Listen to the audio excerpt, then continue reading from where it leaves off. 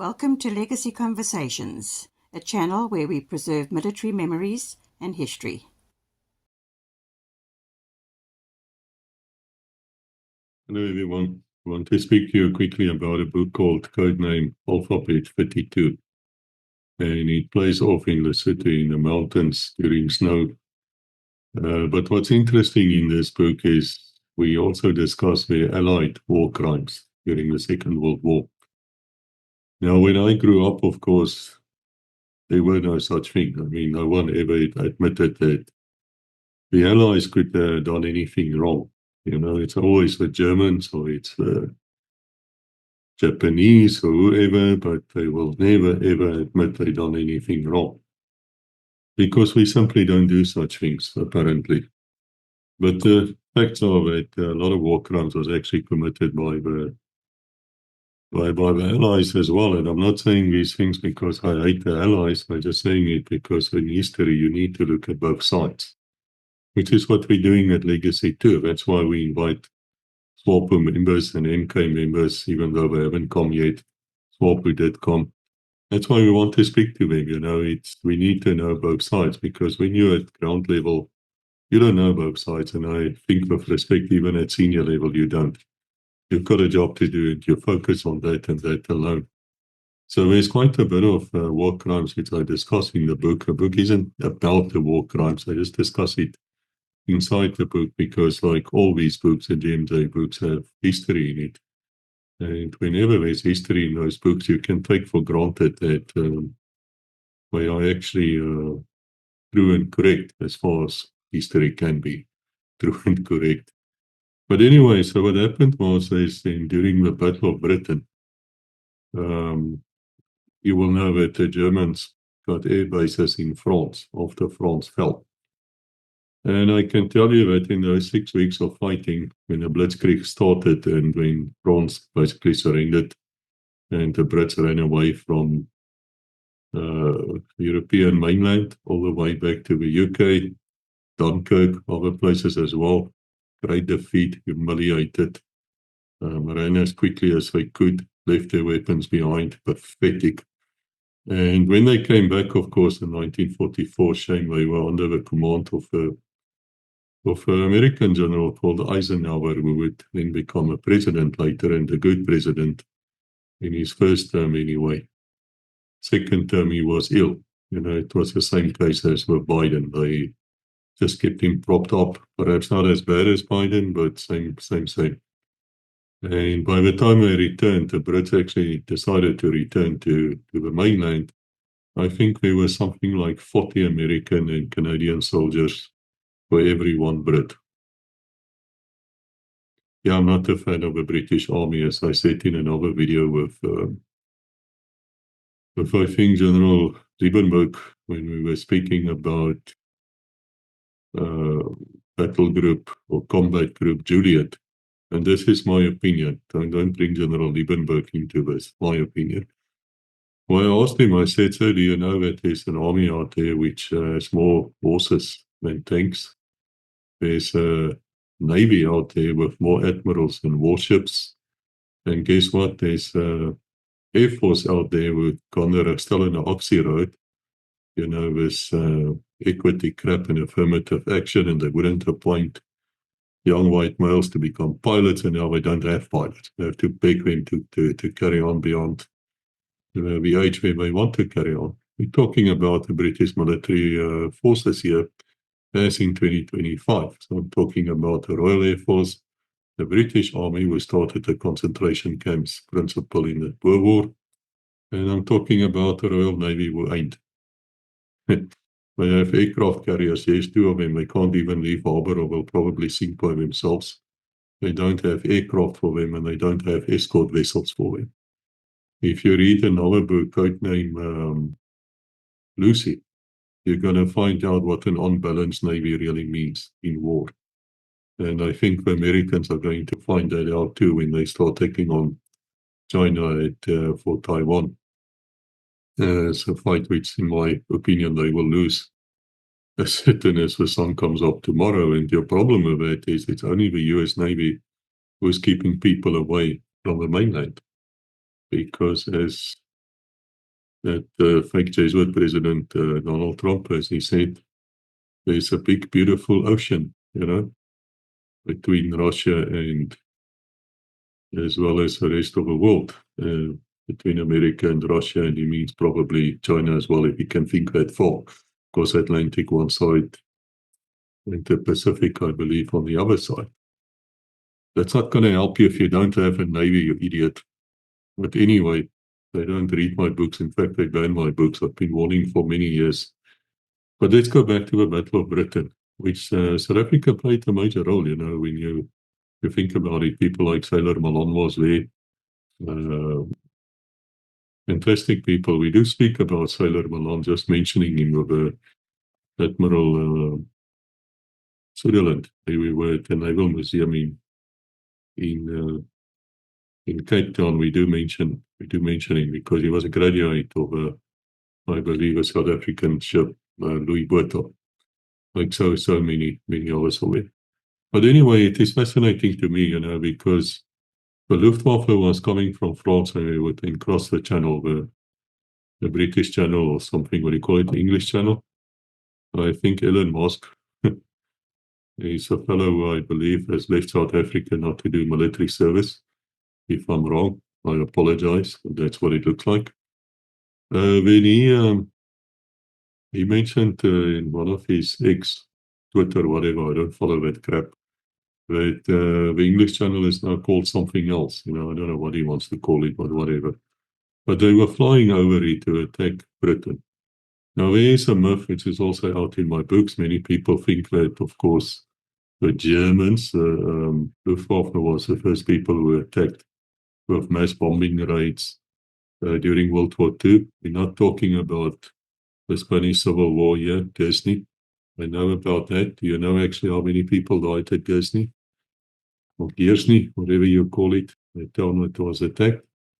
I think it was 56. Yeah, 36.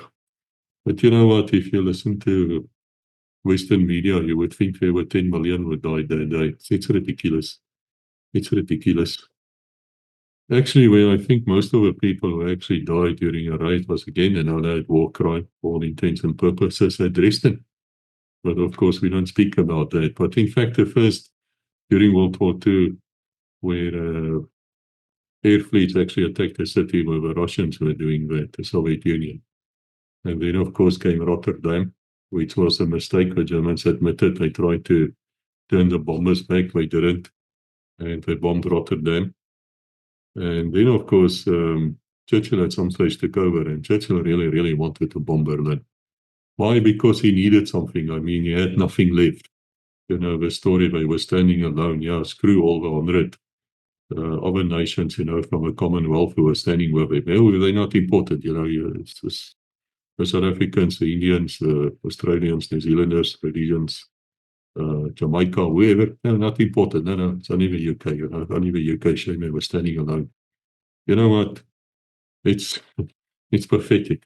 Unless, of course, you say you're talking a bit wider and you're saying, no, well, guys, what we actually mean is that the Commonwealth and the UK were standing firm. I have no problem with that. But funny enough, it's never mentioned like that. It's just a poor old England. Yeah, poor old England. But anyway, to make a long story short, it was actually the RAF who attacked Berlin 3 times. 3 times. This is historical facts. Go and research a bit or read my books. Before the Luftwaffe decided to strike back. Up to then, in fact, Hitler had orders out, and I'm not a fan of Hitler.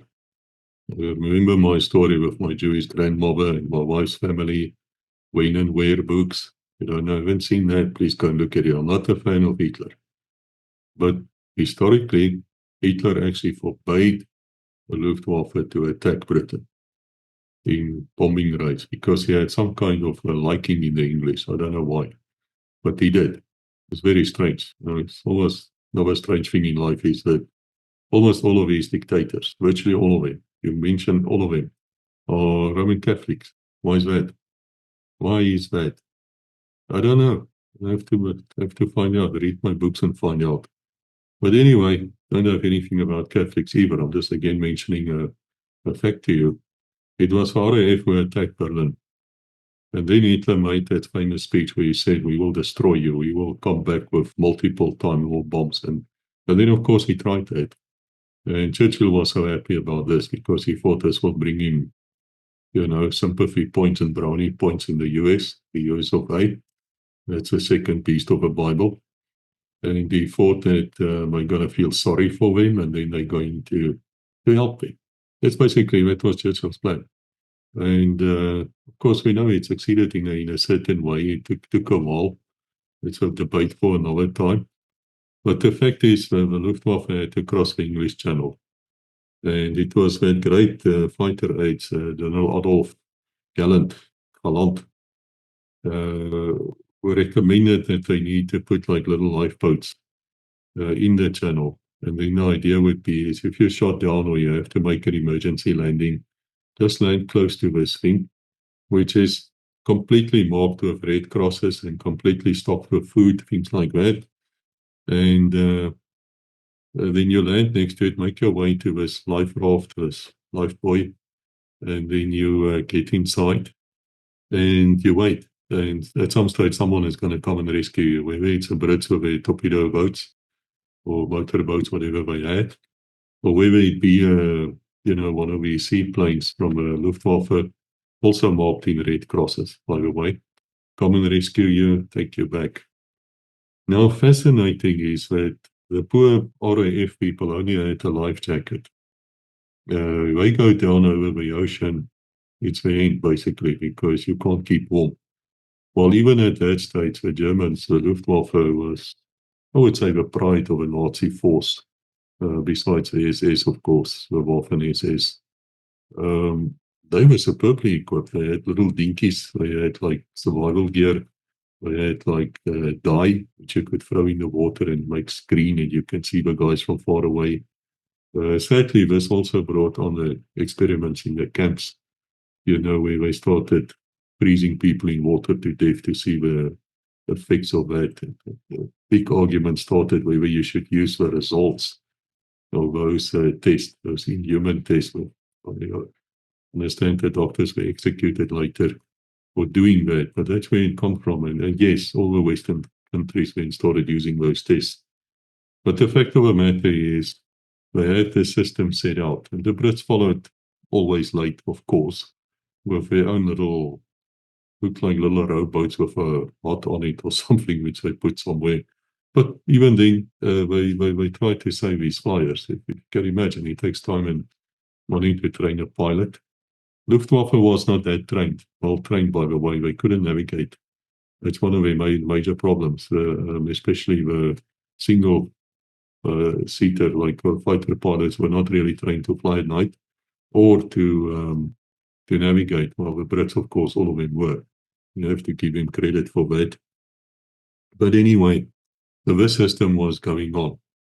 And then came Winston S. Churchill. It's so fascinating to me that these days everybody wants to be Churchill. You take that clown of Ukraine and everybody talks, this is the new Churchill. And every single prime minister in the UK is like, he's the new Churchill. He's the man who's going to save it. You know what? You should really read the J&J books. You'll find out about Winston Churchill. And I might make an episode on it where we talk about Winston Churchill and the other side of this idiot who got lucky. This guy, as far as I'm concerned, is a war criminal who really should have been executed after the war, but sadly he wasn't, and he lived on to create even more nonsense. And he came out. This is one of the reasons why I say he's a war criminal. He actually ordered the RAF to shoot down these Red Cross aircraft, who's coming in to save both sides. Not only Germans, not only Italians who are also there, both sides. If they come to this rescue buoy and there's RAF people in, they would just take them out and take them as prisoners of war. And that's how it worked. And the same would happen in reverse. If a Luftwaffe pilot finds himself on one of the British rescue boys, then and the Brits arrive, and of course they would stock up the place again with water, chocolates, cold drinks, whatever they need, food, medicines, whatever. But they would take this guy prisoner. So it was like a gentleman's agreement. And then came this Winston Churchill, and he had the following argument. He says, look, these guys did not actually surrender yet. So therefore, they're still enemy combatants, even though they're in a Red Cross aircraft. And we had no peace treaty with each other or peace, for a few hours for them to rescue these people. Nothing like that. Therefore, the Geneva Convention say nothing about shoot them down. They are still enemy combatants. Guys, this will not stand in court because the intention of a Geneva Conventions, as well as where they talk about Red Cross or Red Crescent, is you don't shoot at it. End of story. There is nothing further to say about it. It's a war crime. And did it happen? Yeah, actually, of course it happened. In July 1940, HE-59 was shot down near Deal, which was in Kent. And luckily the crew survived and they got hold of them, and in their logbooks they did note that they made some entries of what they've seen there from an intelligence viewpoint, which they should not have done, to be honest. But the fact is, and now I'm putting my attorney's cap on, when the RAF shot down that Red Cross aircraft, did they know at that stage that they might have had a double row as an intelligence gathering aircraft, which they didn't, but according to the logbooks, they did make some notes. Did they know that? The answer is no, they didn't know that. That they found out afterwards. So there goes your argument again. This fellow Winston Churchill, so far as we know, is the only person in the world, UK Prime Minister, but no one else did it. Not Hitler, not Mussolini, not even that 53-degree Freemason Roosevelt. None of them ever ordered the armed services to shoot on Red Cross aircraft or on the Red Cross vehicles or Red Cross hospitals, anything like that. It's a war crime. And it's one of the war crimes which I discuss in this book named Alphabet 52. So if you're interested in the book, it is available. It is available in audio. It's available at Amazon on hard cover, soft cover, as well as on Kindle. I don't do the EPUB thing because I boycott anything Apple. I don't want nothing to do with Apple. It also comes out in the books. Why? Tell you why. Because in 2015, I believe there was an attack by some jihadi fellow, killed a lot of people in California. And when the police and the FBI, who I have no respect for whatsoever, but they got hold of his cell phone and Apple, of course, what else? And so we wanted to break it to see where we was contacting, follow up, investigate the case. We even got a court order to order Apple to do so. And guess what Apple did? They told them to take a hike. And so luckily the Israeli intelligence broke a phone for him. But that day is when I said none of my books will ever be available on the Apple iPop or EPUB or whatever they call themselves. Never ever will not be available. And the other thing which we discussed, which actually the book is about, is a miracle of technology, which is called the Mokopa, which is the South African anti-tank missile. But it's not only an anti-tank missile. It can also be used against buildings, can be used against ships. It's got different warheads, you see. And it is fantastically good. In fact, it is rated by Janes, not me, Janes, rated to be the best anti-tank missile in the world at the moment. It is exceedingly good. It goes through steel, it goes through reactive armor. It is just fantastic. And it's used with a Rooivalke, and it's also possible to shoot this thing over the horizon, so to speak. So you will have people lying there marking the target. These guys shoot and scoot. And I explain exactly inside that book how you would do that and how would you use this. And I explain about Israeli intelligence. They actually stole the old Makopa plans. They had them, and then they photographed them. Actually, they made copies. That was very stupid. They should have taken photographs. And then they gave it back to the South Africans. And yeah, and some people were actually sentenced to jail for that. I believe they worked for some company who was contracted to Omscore or something to the Nel. And then they, tried to sell this, and they actually did sell it on the open market. Doesn't matter. That thing can't be stopped.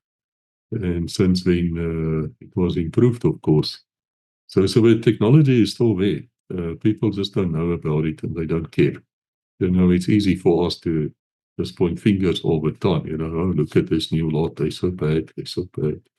Yeah, really. You know what? Remember what I told you about the British Armed Forces? All 78,000 of them. Acties, toch?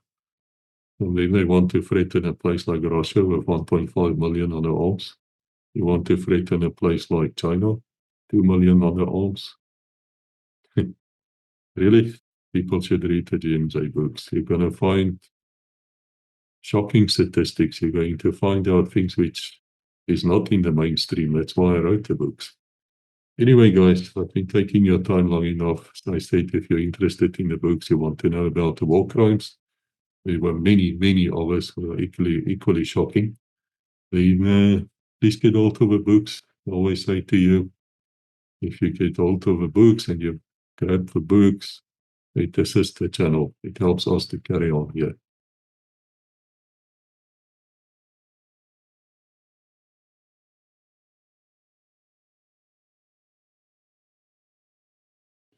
Thank you for watching. Please like, subscribe, and ring the bell to receive notifications.